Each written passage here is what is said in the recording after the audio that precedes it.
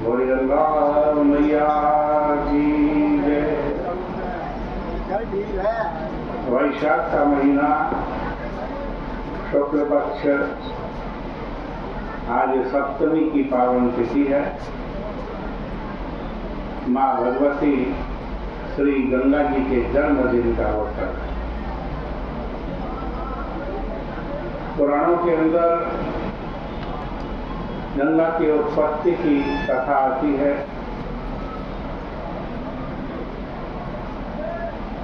राजा सगर ने अश्वमेध यज्ञ किया,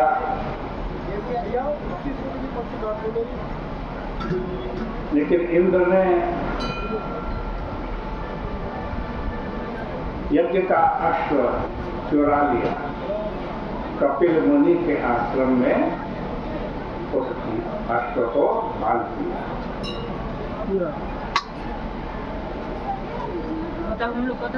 सगर के 60,000 पुत्र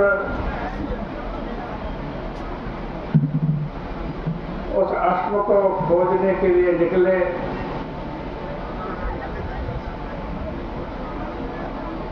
पृथ्वी खोद डाली और जहाँ जहाँ सगर के पुत्रों ने पृथ्वी खोदी वहाँ सागर बन गए। सगर से सागर पाताल लोक में पहुंचे तो वहाँ कपिल मुनि बैठे हुए तपस्या कर रहे थे। वहीं पर यज्ञ का घोड़ा बन हुआ। इन सगर के 60,000 पुत्रों ने सोचा कि इन कपिल मुनि ने ही अश्व चुराया। उनको अपशब्द कहने लगे, भला बुरा कहने लगे।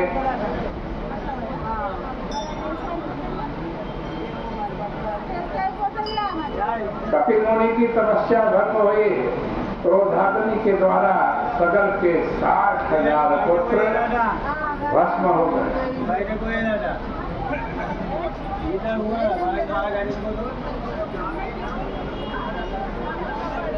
सगर के दूसरे पुत्र असमंजस के अंशुमान,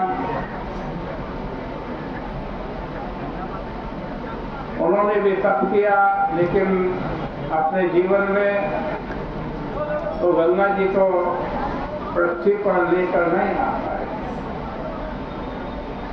अंशुमान के रघु, रघु के दिलीप के भगीरथ।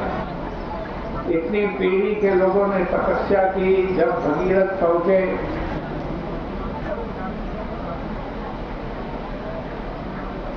तो उन्होंने गंगा जी को इस भूमि पर लाने के लिए कठोर तपस्या की। गंगा जी आने के लिए तैयार हो गई, लेकिन गंगा जी ने कहा मेरा वेग बड़ा तीव्र है, मैं स्वर्ग से गिरूंगी पृथ्वी पर तो पृथ्वी को छोड़कर पाताल लोक चली जाऊंगी। यदि शंकर जी मेरे प्रवाह को अपने जटाओं में धारण कर ले तो फिर मैं आ सकती। भगीरथ ने भगवान शिव की आराधना की। शंकर जी ने प्रसन्न होकर दर्शन दिया और जटाओं को गंगा में धारण करना स्वीकार किया। ये गंगा जी स्वर्ग लोक से आ रही है भगवान शिव की जटाओं। जय शिव शंकर हरे हरे गंगे, जय शिव शंकर हरे हरे गंगे। जब शिव सिर पर गंगा आई, जब शिव सिर पर गंगा आई। गंगा जी स्वर्ग लोक से निकल करके भगवान की जटाओं में आ रही है। उधर भगवान शिव के वामांग में पार्वती जी बैठी है। तो क्या हुआ? जब शिव सिर पर गंगा आई, भान गौरी ने भृकुटी चढ़ाई। झुर्रियाँ तन गई, मेरे पति के सिर पर कौन दूसरी स्त्री चढ़ी आ रही। जब शिव सिर पर गंगा आई, मां गौरी ने भृकुटी चढ़ाई, इन टेढ़ी भृकुटी को लक्ष्य कर। गंगा जी ने देखा मैं तो अपनी बहन के घर में आ रही हूँ, दोनों पर्वत पुत्रियां हैं, इनको तो मेरा स्वागत करना चाहिए, ये तो क्रोध भरी टेढ़ी टेढ़ी नजरों से मुझे देख रही है। तो गंगा जी ने क्या किया, जब शिव सिर पर गंगा आई, मां गौरी ने भृकुटी चढ़ाई, इन टेढ़ी भृकुटी को लक्ष्य कर, इन टेढ़ी भृकुटी को लक्ष्य कर, हुई क्षोभमय गंगा माई, हुई क्षोभमय गंगा माई। गंगा जी को भी बड़ा क्षोभ हुआ, ये टेढ़ी टेढ़ी भृकुटी से मुझे देख रही हैं। तब क्या किया गंगा जी ने कि ऊंची ऊंची लहरें लेकर, ऊंची ऊंची लहरें लेकर, शंकर सिर पर धूम मचाई, शंकर सिर पर धूम मचाई। गंगा जी ने बड़े क्रोध में आकर के शंकर जी के सिर पर जोर जोर से लहरें लेनी शुरू कर दी। ऐसा दर्शन करो गंगा जी का, आज गंगा जी का जन्म। और ये गंगा की चंचल लहरें, ये गंगा की चंचल लहरें, पाप नाश करने को आई, पाप नाश करने को आई।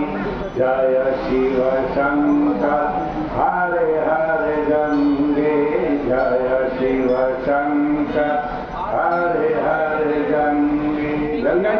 गंगा जी शिव जी की जटाओं में तो आ गए, लेकिन अभिमान हो गया, ये बाबा मेरे को क्या धारण करेगा। गंगा जी ने सोचा जल्दी से इनके सिर पर घूम करके और निकल जाऊंगी, पृथ्वी को छोड़कर पाताल लोक में चली जाऊंगी। लेकिन शंकर जी ने अपनी जटाओं का ऐसा विस्तार किया कि गंगा जी तो शंकर जी की जटाओं में उलझ कर रह गई, एक बूंद भी जल बाहर नहीं निकल पाया। उधर भगीरथ परेशान, मेरे पूर्वजों की मुक्ति कैसी होगी, क्योंकि गंगा जी के जल से भीगने पर ही सगर के 60,000 पुत्रों की मुक्ति होनी थी। भगीरथ ने प्रार्थना की तो शंकर जी ने अपनी जटा से थोड़ा सा रास्ता खोल दिया और गंगा जी कल कल छल छल करके बहने लगी। जय शिव शंकर हरे हरे गंगे, जय शिव शंकर हरे हरे गंगे। रास्ते में जन्नों ऋषि बैठे हुए थे, वो तपस्या कर रहे थे। गंगा जी ने सोचा इनको भी बहा करके ले चलती। जन्नों ऋषि की सारी पूजा सामग्री, संध्या वंदन की सामग्री सब गंगा जी ने बहाने लगी। जन्नों ऋषि भारत के ऐसे ऐसे ऋषि हुए हैं, उन्होंने चुल्लू में लिया और सारी गंगा जी को पी दिया। भगीरथ फिर परेशान, गंगा जी कहाँ चली गई, मैं आगे आगे चल रहा, पीछे में धूल उड़ रही है, कहाँ गई गंगा जी। देखा एक संत बैठे, पूछा महाराज गंगा जी कहाँ गई, उन्होंने कहा गंगा जी को तो मैंने पी लिया। फिर प्रार्थना की, महाराज मेरे पितरों का उद्धार कैसे होगा, मेरे पूर्वजों का उद्धार कैसे होगा। नाम क्या है? नाम क्या उसका ऋषि? जन्नू ऋषि। जन्नू। अब क्या हुआ, जन्नू ऋषि ने अपने जंघा से गंगा जी को प्रकट किया, तब से गंगा जी का एक नाम जाह्नवी पड़ गया। अब गंगा जी भयभीत हो गई, हरिद्वार में आई, सप्त ऋषियों के आश्रम में हर की पौड़ी पर बड़ी शांत गति से गंगा बह रही है और बहती बहती सगर के पुत्रों के पास पहुंच गई और अपने जल से गंगा जी ने सगर के पुत्रों की आज जो भस्मावशेष बचा हुआ था उसको मिटाया। उससे सगर के 60,000 पुत्रों की मुक्ति हो गई। गंगा तो मोक्षदायिनी है। गंगा गंगेत यो ब्रूयात् योजना नाम शतैरपि मुच्यते सर्व पापेभ्यो विष्णुलोकम स गच्छति। गंगा जी का तो वो महत्व है कि गंगा के पास ना आ सको तो दूर से ही गंगा गंगा ये उच्चारण कर लो, मन में ही चिंतन करो कि मैं गंगा के तट पर कब जाऊंगा। ऐसा करने से ही मुच्यते सर्व पापेभ्यो, सब पापों से वो मुक्त हो जाते हैं और विष्णुलोकम स गच्छति, वो विष्णुलोक जाते हैं।